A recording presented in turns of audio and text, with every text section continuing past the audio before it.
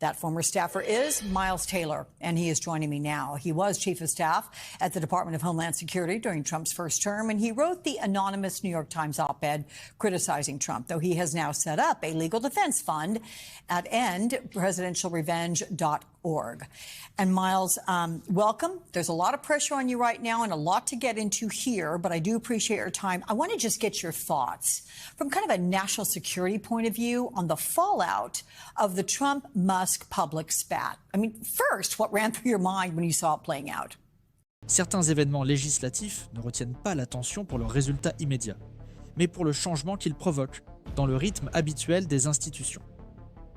Dans l'après-midi du 14 décembre 2025, l'Assemblée plénière de la Chambre des représentants a soudainement interrompu sa routine administrative pour assister à une déclaration qui, dès les premières secondes, s'est révélée hors du commun.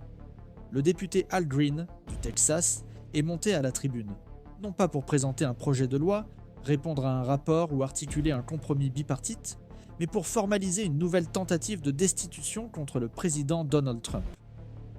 Ce geste, en soi, impliquait déjà un niveau rare de tension institutionnelle. Mais ce qui a attiré l'attention des parlementaires des deux partis, c'est le contenu et le ton du discours, qui ne se limitait pas à la présentation technique d'articles, mais prenait la forme d'une accusation directe, large et progressive. Selon cette accusation, le chef de l'exécutif enfreindrait délibérément, de manière successive et généralisée, les limites constitutionnelles de la fonction qu'il occupe. L'interruption presque complète des travaux, la réaction visible sur le visage des congressistes et la couverture immédiate des médias présents ont mis en évidence quelque chose qui échappait au rituel. Le moment prenait une importance historique, avant même que ses effets ne se concrétisent.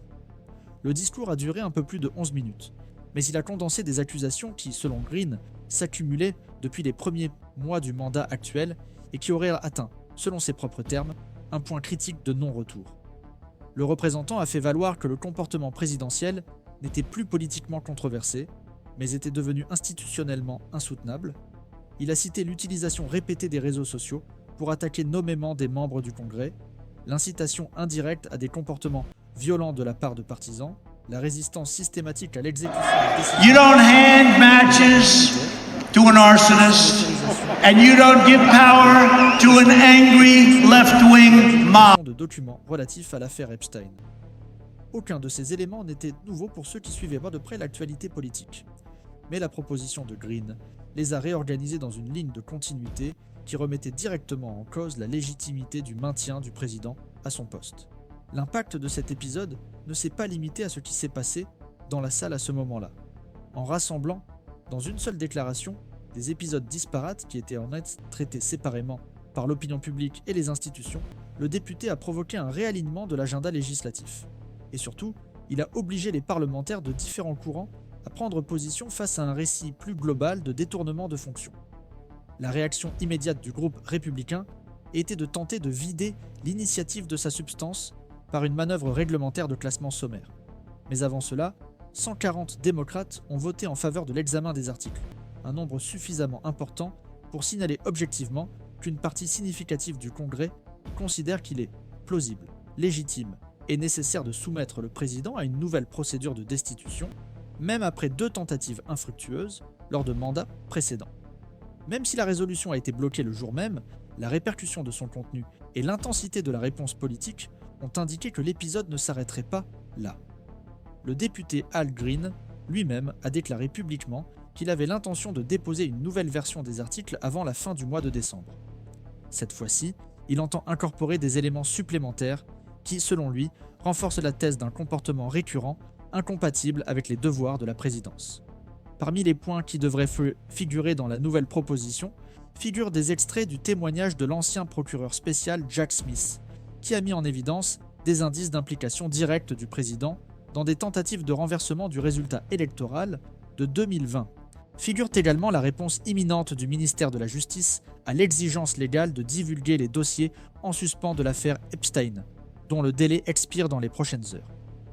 Green soutient que ces éléments doivent être analysés de manière intégrée, car ils renforceraient tous l'hypothèse d'un exécutif agissant systématiquement en marge des limites constitutionnelles. Cette initiative a également provoqué des réactions immédiates au sein de l'exécutif. Le président, par le biais de ses réseaux sociaux, a qualifié cette initiative de désespoir sans fondement et a suggéré que les démocrates auraient recours à la destitution parce qu'ils ne parviennent pas à gagner aux urnes. Cette ligne d'argumentation, bien que récurrente, n'a pas empêché les membres du cabinet d'exprimer leur inquiétude quant à la possibilité qu'une nouvelle série de négociations au Congrès puisse modifier le paysage institutionnel dans les semaines à venir. La relation entre le président et des personnalités clés du secteur privé, telles qu'Elon Musk, a également été visiblement ébranlée, des déclarations publiques indiquant une rupture après l'annulation des incitations pour les véhicules électriques, une décision qui, selon le président lui-même, aurait suscité des critiques ouvertes de la part d'alliés auparavant proches. L'imbrication entre pression politique, décisions administratives et réactions institutionnelles contribue à accroître le degré d'imprévisibilité de la situation actuelle. La question de savoir si la proposition de Green aboutira ou non à court terme reste ouverte. Mais ce qui est désormais acquis, c'est le sentiment que la stabilité institutionnelle est mise à l'épreuve sur plusieurs fronts, et que le fonctionnement de la démocratie américaine dépend actuellement de la capacité des instances officielles à absorber et à répondre clairement aux défis posés par un comportement présidentiel de plus en plus tendu. À partir de là, l'attention se porte non seulement sur le contenu de la proposition de destitution présentée par Al Green, mais aussi sur la manière dont elle réorganise un ensemble de débats juridiques et institutionnels qui s'étaient accumulés de manière fragmentée au cours des derniers mois. La décision de relier divers épisodes des publications jugées menaçantes sur les réseaux sociaux aux opérations militaires non autorisées révèle une tentative de synthétiser un modèle de conduite présidentielle qui, selon ses détracteurs, ne peut plus être analysé de manière isolée. Cette convergence aide à comprendre pourquoi, même dans un environnement législatif défavorable, la proposition a reçu le soutien immédiat d'une partie importante du groupe parlementaire démocrate. Il ne s'agit pas ici d'une simple divergence politique. Il s'agit d'un différend sur la définition des limites fonctionnelles de la fonction la plus puissante du pays. Le cas des attaques militaires contre des cibles iraniennes, mentionnées nommément dans l'article 537 présenté par Green, expose clairement ce dilemme. Selon les juristes consultés par divers comités du Congrès, les actions menées sur ordre direct du président n'ont pas suivi les procédures prévues par le War Powers Act, ni obtenu l'autorisation formelle du pouvoir législatif, comme l'exige la Constitution. La justification présentée par la Maison-Blanche reposait sur l'allégation générique de légitime défense préventive, sans qu'aucun avis technique ne soit publié pour étayer l'urgence de l'opération. Pour les parlementaires qui suivent de près les questions de sécurité nationale, cette conduite non seulement affaiblit la séparation des pouvoirs, mais établit également un dangereux précédent d'action militaire unilatérale en marge des mécanismes de contrôle républicains. Dans ce cas, le débat dépasse le mérite stratégique de la décision militaire et s'oriente vers une évaluation institutionnelle de l'exercice légitime de l'autorité exécutive. Un autre point de tension croissante concerne l'utilisation répétée des plateformes numériques présidentielles comme instrument d'attaque contre les adversaires politiques. Depuis le retour de Donald Trump à la présidence, son profil sur le réseau Truth Social est devenu un espace régulier de publications ciblées, dans lesquelles des membres du Congrès, des journalistes, des magistrats et d'autres personnalités publiques sont cités avec des noms, des insinuations et des accusations sans fondement formel. L'interprétation de ces contenus divise les analystes. Pour certains, il s'agit d'expressions d'opinion protégées par le premier amendement. Pour d'autres, leur caractère systématique, leur personnalisation et le contexte institutionnel dans lequel elles s'inscrivent constituent une forme indirecte d'incitation, surtout lorsque l'on observe la corrélation temporelle entre ces publications et les épisodes de menaces réelles enregistrés par les cabinets législatifs et les tribunaux. La Commission de la sécurité intérieure de la Chambre des représentants a recueilli des données sur ce phénomène, et une sous-commission a déjà entamé des études afin de déterminer si ce type de communication peut être considéré, dans certains cas, comme un abus de pouvoir incompatible avec la dignité de la fonction. À ces fronts s'ajoute la question de la transparence documentaire dans l'affaire Epstein. La législation signée par le président lui-même, lors de son premier mandat, a fixé des délais objectifs pour la divulgation des documents liés à l'affaire. Cependant, l'administration a recouru à des reports successifs sous prétexte de révision du secret et de protection des noms cités. Le délai le plus récent, fixé par décision judiciaire, est sur le point d'expirer. Et l'absence de signal clair de la part du ministère de la Justice quant au respect de l'ordonnance a amplifié les spéculations quant à l'intention de l'exécutif de retenir les documents. La controverse ne se limite pas au contenu des dossiers, qui reste inconnu. Elle porte sur la légitimité du gouvernement à enfreindre les règles qu'il a lui-même établies, créant ainsi une ambiguïté juridique qui, selon les experts en droit public, compromet la prévisibilité institutionnelle. Le procureur général de la République a déjà été interrogé officiellement par des membres du Congrès sur les critères utilisés pour justifier les reports, et cette question devrait faire l'objet d'une nouvelle série d'audiences publiques en janvier. La convergence de ces multiples vecteurs, opérations militaires sans aval législatif, utilisation de plateformes institutionnelles pour des attaques personnelles, résistance à la transparence documentaire et témoignages techniques confirmant des comportements illicites, remet en question l'architecture classique de séparation des pouvoirs aux États-Unis. Le système a été conçu pour absorber les conflits entre l'exécutif et le législatif au moyen de procédures formelles et prévisibles. Mais lorsque l'exécutif refuse de coopérer, ignore les décisions judiciaires et utilise l'appareil public pour protéger des intérêts personnels, les canaux de contrôle deviennent eux-mêmes source de tension. Le défi consiste désormais non seulement à décider si une nouvelle proposition de destitution doit être admise, mais aussi à évaluer si l'ensemble des institutions disposent encore de la force et de la légitimité nécessaires pour exercer efficacement le contrôle d'un pouvoir exécutif qui opère avec des marges d'autonomie de plus en plus larges. Dans ce contexte, la décision de 140 parlementaires démocrates de soutenir le texte de Greene ne doit pas être interprétée comme une simple manifestation politique. Il s'agit d'une position institutionnelle qui confère une légitimité formelle à l'hypothèse selon laquelle la conduite présidentielle mérite un examen approfondi sous l'angle de la responsabilité constitutionnelle. Bien qu'insuffisante pour renverser le résultat du vote, ce geste montre que la logique de contrôle bénéficie toujours d'un soutien important au sein du pouvoir législatif. C'est sur cette base que s'articule la prochaine phase du conflit, avec de nouvelles articulations prévues pour les semaines précédant la pause parlementaire. En suivant chaque nouveau mouvement institutionnel avec un regard critique, le spectateur se positionne non seulement comme un observateur, mais aussi comme un membre d'une société qui exige clarté et responsabilité de la part de ses représentants. C'est pourquoi il est de plus en plus nécessaire d'avoir un accès continu à des analyses fondées sur des faits et le contexte pour comprendre les développements à venir. La publication autorisée de documents auparavant classifiés a donné lieu à une multitude d'interprétations qui échappent à toute synthèse définitive. Le contenu révélé est suffisamment vaste et ambigu pour soutenir des points de vue divergents sur la nature des actes commis, leurs motivations sous-jacentes et les effets qu'ils peuvent avoir dans le domaine institutionnel. Certains analystes adoptent une lecture qui les qualifie de déviation procédurale ou de défaillances administratives, soulignant l'absence d'éléments objectifs caractérisant une intention frauduleuse. D'autres juristes soulignent des passages dans lesquels le refus actif de se conformer aux décisions judiciaires constitue un indice clair d'une tentative d'obstruction délibérée, ce qui peut caractériser un crime fonctionnel ayant des implications directes dans la sphère pénale. La divergence entre ces interprétations ne résulte pas seulement des lacunes ou de la complexité des informations divulguées, mais aussi de la manière dont elles résonnent dans un environnement politique déjà tendu par la méfiance mutuelle et les alignements idéologiques préétablis. Dans de tels contextes, l'ambiguïté cesse d'être un sujet de doute et devient un catalyseur d'interprétations contradictoires. Malgré cela, un facteur distingue cet épisode de tant d'autres.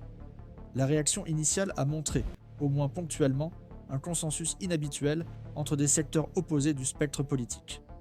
Même si elles sont motivées par des raisons différentes, les manifestations simultanées d'inquiétude indiquent que l'affaire touche des nerfs institutionnels suffisamment sensibles pour générer des réponses qui ne s'alignent pas automatiquement sur les pôles partisans. À l'heure actuelle, le débat se concentre sur 3 dimensions, qui, bien qu'interconnectées, exigent des réponses logiques distinctes. La première concerne la possibilité de tenir formellement responsable un président de la République, en exercice, lorsque des indices consistants de comportement illégal apparaissent. Les experts divergent quant à l'étendue de la protection fonctionnelle garantie par l'ordre juridique, alors que certains soutiennent que le chef de l'exécutif ne peut être poursuivi pénalement qu'après la fin de son mandat ou par destitution via une procédure de destitution. D'autres défendent que la gravité des faits peut justifier, voire des mesures judiciaires préventives pendant l'exercice de ses fonctions. L'absence de jurisprudence consolidée sur des cas similaires augmente la marge d'incertitude. La deuxième dimension concerne la réponse que doit adopter le Congrès national face à la situation révélée. Pour certains parlementaires, la simple divulgation des données exige la création immédiate d'une instance d'enquête propre, dotée de pouvoirs réglementaires pour convoquer et demander des preuves.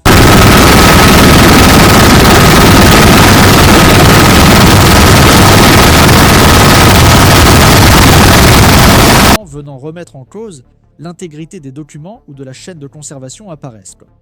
L'impasse ne porte pas sur la gravité des informations, mais sur le moment et la forme appropriée pour y réagir, sans transformer l'épisode en un nouveau vecteur de polarisation institutionnelle.